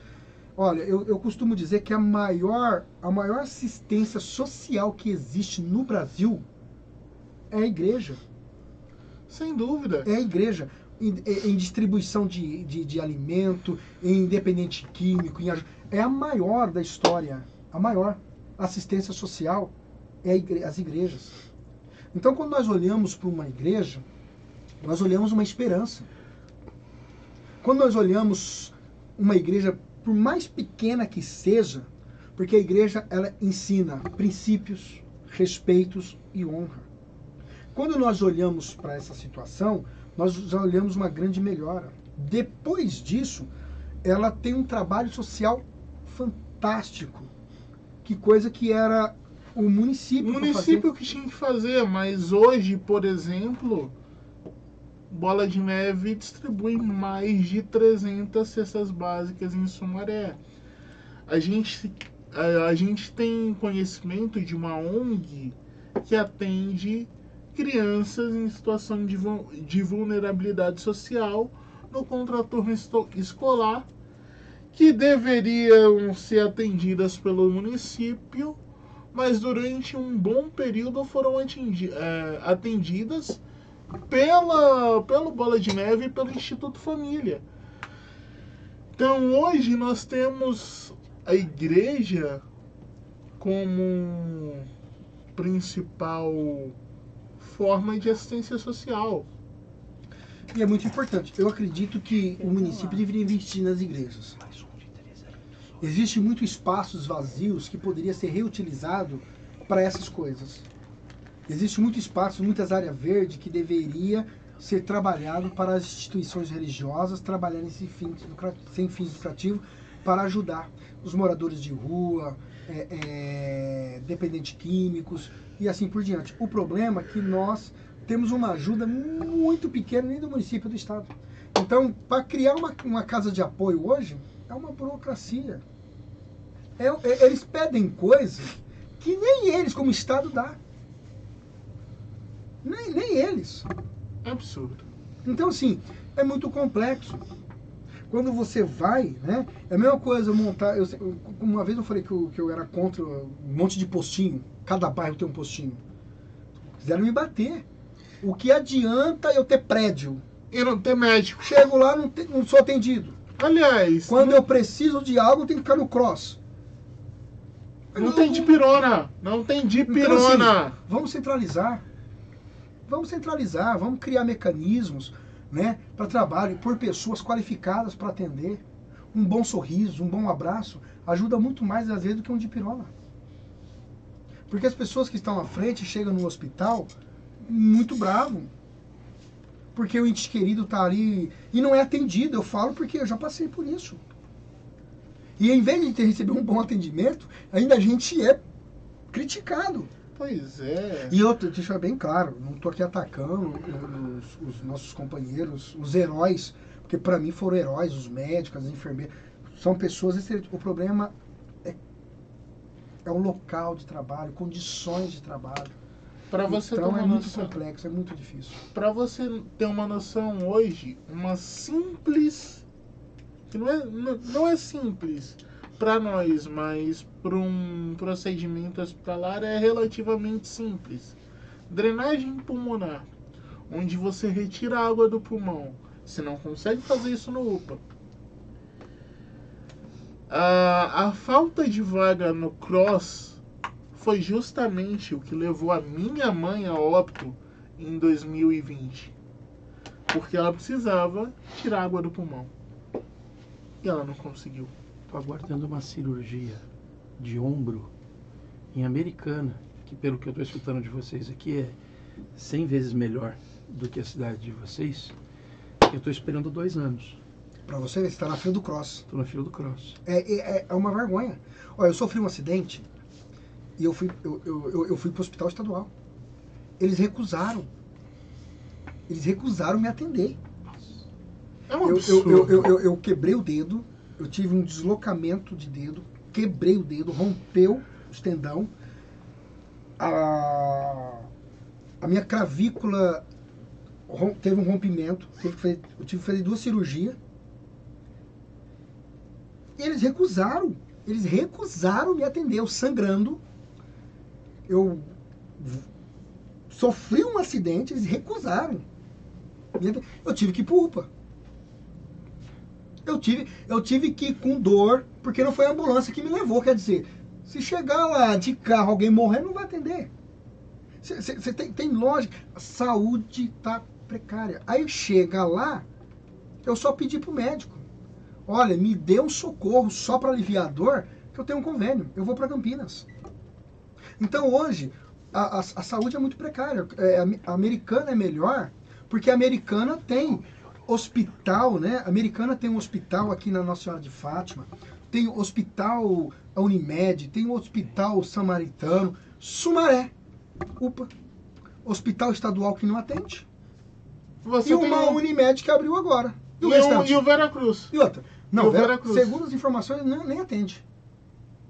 Então, assim, nós estamos tão precários na cidade sobre saúde, que aí nós temos que recorrer ao UPA, que faz o máximo, um excelente trabalho. Não estou aqui criticando eles, não. Pelo contrário, que a gente tem que parabenizá-los pelo trabalho que faz, pelo pouco que tem. Exato. Né? Mas é muito complexo, porque a gente está procurando a coisa mínima. Gente, é mínimo. Saúde. Pois é. É coisa mínima.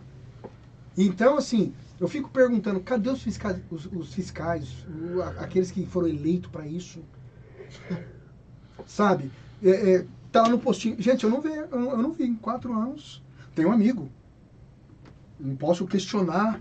Tem um amigo lá, sentado, que às vezes choram comigo e falam, eu não consigo fazer nada. Peraí. Mas vamos brigar? Não, peraí. Vamos fazer barulho? Não consegue fazer nada? Existia um cara em Londrina chamado Boca Aberta que ia para os hospitais. Não consegue fazer nada por quê? Não consegue ou não quer? Pelo menos apresenta. Não consegue ou não quer? Pelo menos apresenta. Quando eu fui candidato a 2008, eu estava tão bravo. Com a minha região, Porque para mim, vocês têm uma noção, para nós sair do nosso local e até o centro, gente, é tanta volta que nós damos, é um funil É um negócio que dá bizarro. simplesmente naquele viaduto. Tudo liga naquele viaduto. E eu falei pro povo, gente, nem que eu tenha que fazer do bolso, nem que eu pegue meus 4 anos de salário para fazer essa ponte, mas eu vou mandar fazer essa ponte. Porque assim, eu não acredito que desde 1983 não teve alguém com capacidade para fazer o que eu estou falando. Pois é. Há uma promessa que vai sair. Quando? Deus sabe. Então, assim, peço ao povo analisar o perfil. Analisar o morador, ver, conhecer. Gente, que eu digo, eu sou morador na mesma casa desde 1983. Estou estabilizado. Lutamos. Na hora de votar, vai votar num cara que nem do bairro é. E se brincar, nem da cidade. Pois é. É triste, a gente vê isso e fica o coração triste. Porque assim, eu, graças a Deus, tenho meu trabalho, não preciso da política para me sobreviver. Eu gosto de política, eu estou na política para fazer a desenvoltura, fazer a coisa andar e lutar por aquilo que eu acredito. Tem pessoas que confundem, porque vai lá pedir para pagar luz. Não é isso. Vereador não ganhou para isso, ele ganhou para fazer leis. Vereador não Ganhou para fiscalizar o majoritário. Gente, acorda, nós precisamos cobrar. Pois é. Vereador não foi feito para pagar conta de luz de ninguém, para pagar conta de água de ninguém. Não foi feito para dar cesta básica para ninguém. Isso aí é... Cesta básica você pede lá, a gente até te ajuda aí no CRAS. Mas que lá é o local de você pedir a cesta básica. Olha, se eu falar que nunca fui beneficiado por um sistema que eu não concordo, me jogaram na fila do CROSS uma vez. E eu tinha que esperar 1 ano para fazer um simples exame. É um absurdo. Uma tomografia. Conheci um médico. E eu falei pro doutor, eu preciso fazer, e eu tô na fila, disse que em 1 ano só para fazer. Ele falou, não, você vai fazer agora. Fiz uma carta. Falou, procura o médico fulano de tal, entrega na mão dele. Isso não existe. Eu só fui atendido porque ele fez isso. Porque pelo sistema de saúde era 1 ano. Agora pergunta, será que tem enfermidade que dá para esperar 1 ano? Será que tem problema que dá para esperar 1 ano? Eu já vi situações de pessoas ligar. Olha, pode trazer sua mãe tal dia? Não, minha mãe morreu. Então, assim, eu presenciei algo que eu fiquei em choque. A minha vizinha, alguns anos atrás, ela pegou dengue. E ela foi levada ao UPA, foi atendida e mandaram ela para casa. Quando ela chegou em casa, ela começou a passar mal de novo. A minha vizinha me chamou e ela era muito forte. Uhum. A gente não conseguia levantar ela. E então chamamos a ambulância. E no telefone a ambulância dizia assim, nós não temos carro. Nós não temos ambulância. Como assim? E a pessoa lá, eu vou falar o resultado final. A pessoa faleceu. Eu olhando para a pessoa e a menina, a filha dela, falando pedindo socorro pelo telefone, no desespero. E a mulher olhou para mim e falou assim, deixa eu deitar para descansar. Eu falei, deita, vou te ajudar. Quando eu coloquei a mão nas costas dela, que eu levei ela, o sangue desceu pelo nariz e pela boca. Veio a óbito. Eu falei para a moça, me dá o telefone aqui. E ela, minha mãe tá passando, eu falei, dá o telefone aqui. Na hora que ela deu, eu falei assim, não precisa mandar ambulância. Ela acabou de falecer. Bom, o senhor é médico? Eu falei, não. Mas não precisa ser médico, porque uma pessoa morreu. Mas só pode falar que uma pessoa está morta quando é médico. Eu falei, bom, aí fica a critério seu. Eu sei que ela está morta aqui.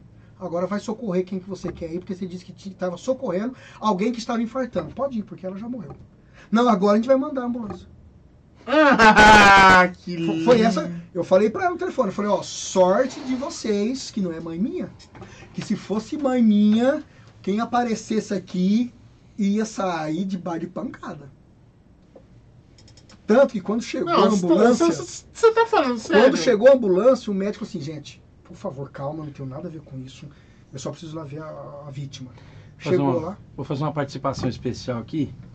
Eu questionei o pessoal da saúde aqui da cidade Americana tempos atrás a respeito disso. E tem uma situação bastante complicada com a questão da ambulância, que é o camarada, quando ele vai atender um paciente, ele pega aquele paciente e ele leva para o hospital. Enquanto o hospital não libera a ambulância, porque esse paciente pode ter que ser levado para outro lugar, enquanto o hospital não libera a ambulância fica lá travada. Tem ambulância que chega a ficar um dia inteiro, 2 dias travada em um hospital. Então isso também é uma questão do hospital que precisa ser fiscalizado para saber por que as ambulâncias estão paradas e por que eles levam tanto tempo para dispensar uma ambulância para ela servir a população de novo. Agora, quantidade de ambulância, aí é a briga de vocês. Vocês têm que brigar pela quantidade de ambulância, pela quantidade de funcionários, para que haja a ambulância sobrando para poder tratar a população, já que esse procedimento é um procedimento do SUS, é um procedimento geral. Hoje nós temos 300 mil habitantes. 8 ambulâncias. Hoje nós temos 300 mil habitantes. A pergunta é, quantas ambulâncias necessárias? Nós estamos falando de coisas mínimas. Não estou falando de carro, porque o carro, qualquer vizinho pode socorrer. Nós estamos falando de coisa mínima, como coração, remédio. Chega a faltar insumo. Então, assim, se a gente não dá uma qualidade de um bom atendimento, não adianta ter postinho, não adianta ter... Tem que trabalhar sobre essa situação e cobrar. Por exemplo, eu costumo, quando eu trabalho para um candidato e ele é eleito, eu costumo cobrar. Eu vou em cima, tá aqui, eu quero, eu preciso. Pois é. Aí a pessoa fala, não dá. Aconteceu uma situação, eu não vou citar prefeito, nem vou citar época, eu não vim aqui para atacar ninguém, mas olha o que aconteceu. Eu estava passando por passar. E mania de se envolver na vida dos outros, né? Eu passando na frente do UPA, tinha uma mulher dando um murro no chão. O desespero foi tão grande da mulher que me comoveu. Eu parei meu carro, fui lá, falei, o que está acontecendo? Morreu alguém? E ela, naquele desespero, falou, não adianta, ou você se acalma para falar comigo, senão eu não vou te... Aí ela se acalmou e falou assim, eu tô com meu filho internado, meu bebê, não tem 1 ano. E o médico falou para mim que se ele não for transferido agora para o estadual, ele vai morrer, que aqui não tem condição de ter. E falei, qual é o problema? Tá na onde? Na fila do Cross. Nós não estamos falando de merecimento, nós estamos falando de vida. Tem que deixar claro também que o Cross ele é um problema estadual, né? Estado. A fila do Cross ela é uma fila estadual que precisa ser melhorada. Não, Não, tudo. Só que na verdade... Só que se tivesse um hospital municipal de portas abertas, um hospital, que é o que não tem em Sumaré, era fácil. A gente não precisava da fila do Cross. Transferia direto para um hospital municipal, como é feito em Hortolândia, como é feito aqui. Em Americana. Olha, eu acredito que daria para fazer parcerias, tá? Porque assim, a gente está aqui também falando, como disse, o problema não é aqui, o problema vem de cima. Então a gente tem que entender também, muitas vezes, o secretário de saúde ou o prefeito da cidade, ele também ele é limitado a algumas coisas. Porém, existe a ordem judicial, que se cumpra. O que ele vai ter que fazer para cumprir, que se cumpra.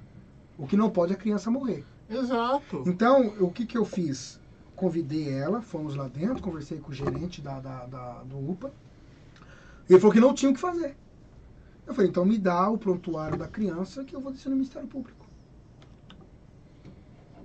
Foi nós chegar no Ministério Público, ela deu o papel para a moça, ligaram, não precisa mais fazer a denúncia porque arrumamos a vaga. Porque como... Você está entendendo? Não. Eu não posso esperar alguém morrer. É o que eu acabei de falar. As coisas acontecem porque existem muitas pessoas omissas. O problema não é meu. Não é o meu filho. Não é minha mãe. E eu nunca vi aquela mulher na minha vida. E se ela estiver me vendo, ela vai lembrar, mas eu não conheço. Eu fiz por ela. Então é isso que nós temos que começar a pensar. Se compadecer do ser humano. Ajudar o ser humano. Porque assim, hoje é ela que está passando, amanhã pode ser eu. Então, fomos lá, conseguimos resolver o problema dela. Mas quantas crianças morrem por falta de socorro? Porque é muito fácil, né? Nós batemos o recorde de dengue. Sim. Mas o dengue não é um problema só da prefeitura, é o relaxo da população. Jogar lixo. Outro dia nós estávamos conversando com uma pessoa e falou assim, nossa, essa cidade de Sumaré tá porca, né? O povo porco. Eu falei, gente, não é assim não, eu moro aqui. Mas foi o que eu acabei de falar Mas lá aí atrás, eu te falo- do caminhão-pipa, pegando água ali, Não. e jogando no chão, lavando. Cadê os gari, que era um processo que era remunerado? Sim. Para de ficar dando auxílio de graça pros outros, vamos arrumar emprego, digno pro povo. Vamos parar esse negócio de auxílio isso, auxílio aquilo. Vamos pôr os gari para trabalhar, vamos pôr Marcelo, pessoas na rua. Marcelo, tem um negócio interessante aí. É o seguinte, você fala da população jogar lixo. O problema é onde a população vai jogar corretamente. Hortolândia tem um negócio chamado ecoponto. Cadê os ecopontos da nossa cidade, Marcelo? Não tem. Não tem ecoponto. Se a pessoa não tem um local onde ela pode descartar corretamente, qualquer lugar é lugar. Ó, Sumaré nós temos 6 regiões e hoje ela não comporta. Quando a gente olha para Sumaré, pegou 33 milhões de toneladas de lixo. O problema não é só isso. Então, O problema é reciclagem. O problema é investir. É o que eu acabei de falar. Empresa. Cadê as empresas de reciclagem?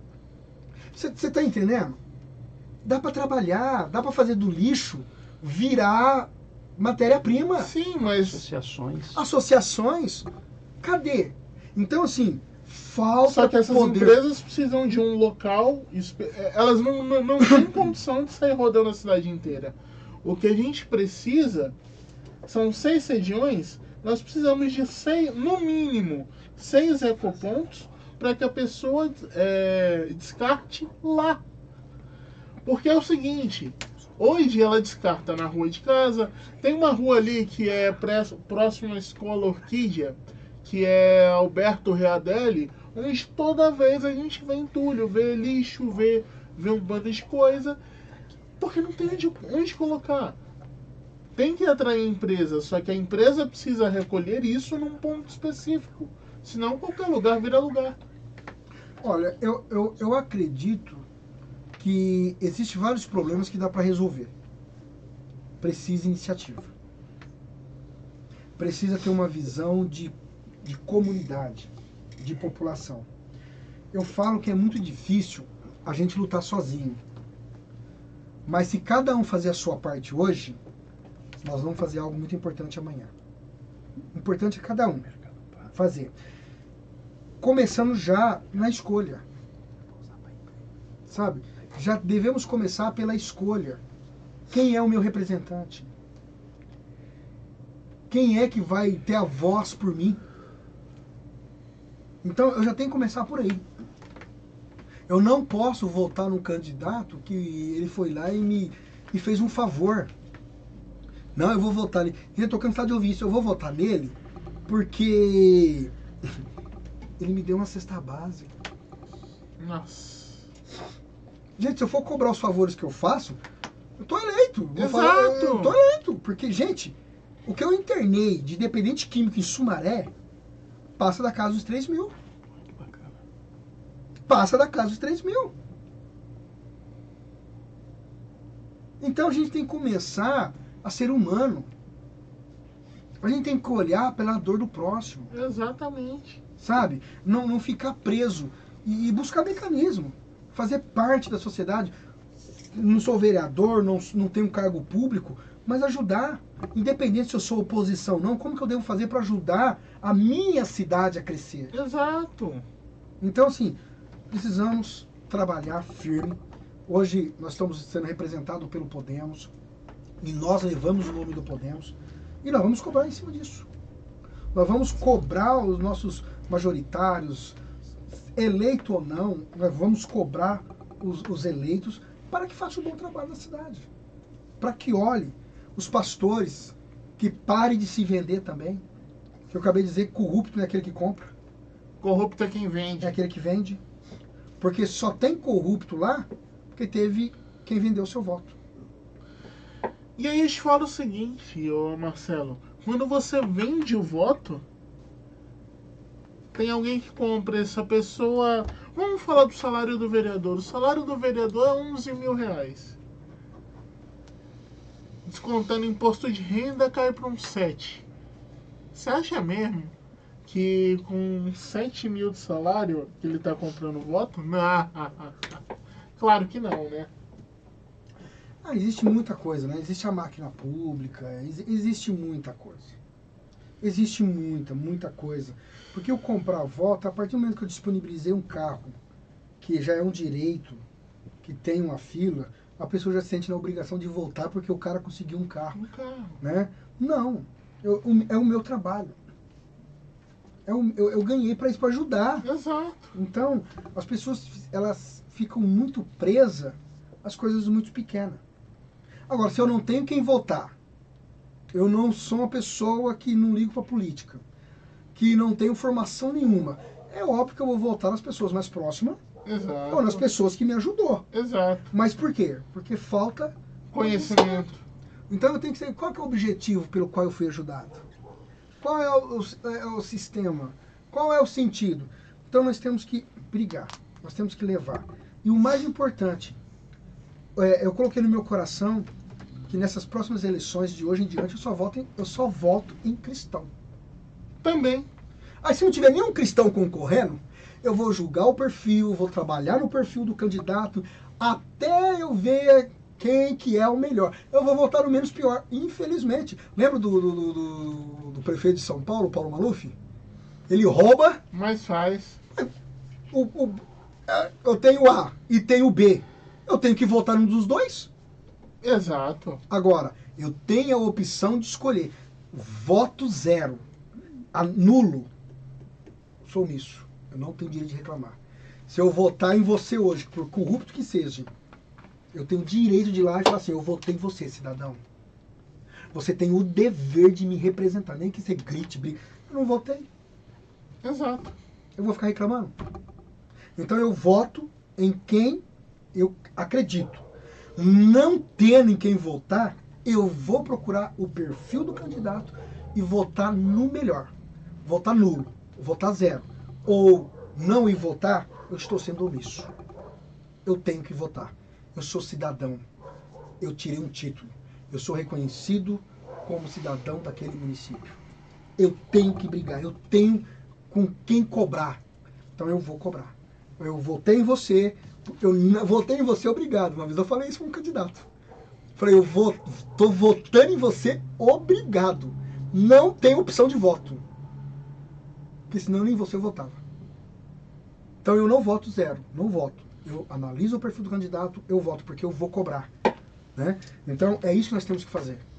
Nós temos que escolher um, ir lá, porque é ele que nós vamos cobrar. Teve uma candidata em Sumaré, que eu fui apoiar ela, e, como eu disse, não teve escolha. Eu não tive escolha. Eu olhei para o cidadão e falei assim, olha, eu vou votar em você não porque eu acredito nas suas propostas. Eu acredito que você é melhor do que o outro. Por isso está ganhando meu voto. Porque você é melhor que o outro, mas não porque eu acredito que você vai fazer. E de fato não fez. Eu sei de quem você está falando. Então assim, eu não votei branco. Eu sei de quem você Mas eu fui cobrar. Fiquei no pé. Os 4 anos de mandato ali, acho que deu 4 multas para mim injusta. 4 multas. Mas cobrei. Fui lá, cobrei. Os caras enjoou, falou, manda, dá umas multas pra esse rapaz, vai ver se ele para de vir aqui na prefeitura. Mas é o nosso papel. Então, assim, não seja omisso, escolha um candidato, vá, vote, porque você tem quem cobrar. Exatamente. E o mais importante, participe, esteja atento na sessão da Câmara, esteja atento naquilo que no portal de transparência. Que o de Sumaré não é muito bom. Você vai ralar um pouquinho para poder achar informação. Depois eu vou fazer uma videoaula explicando como que você vai no portal de transparência. Porque ele é bem chatinho. Mas porque é o seu dinheiro que está em jogo. Então eu queria aqui agradecer a todos que nos acompanharam até aqui e desejar um forte abraço. E é isso. Vamos, porque a luta continua. Quero fazer um agradecimento também. Obrigado pelo convite de estar aqui. Tem coisas que eu amo. Eu amo discutir política, eu amo falar de futebol, embora eu estou muito afastado de futebol, né? Até porque o Corinthians vai ser rebaixado. Não sei na onde, mas tudo bem, né? Vamos torcer para que não, mas tudo bem. Mas vamos lá. Eu gosto de política, eu gosto de futebol, gosto de religião, respeito o ser humano por aquilo que ele é, não por aquilo que ele fala. Eu gosto muito de ser uma pessoa presente, de ajudar. Então é para isso que nós estamos aqui. Nós viemos no sentido de servir. E servir, você tem que abrir mão. Então eu quero agradecer a todos que estão aqui presentes, aqueles que estão em casa nos ouvindo. Quero fazer assim um grande apelo. Nós estamos num tempo muito difícil de escolher nossos candidatos. Nós estamos escolhendo nossos candidatos e não venda o seu voto, porque o seu voto são 4 anos de sofrimento.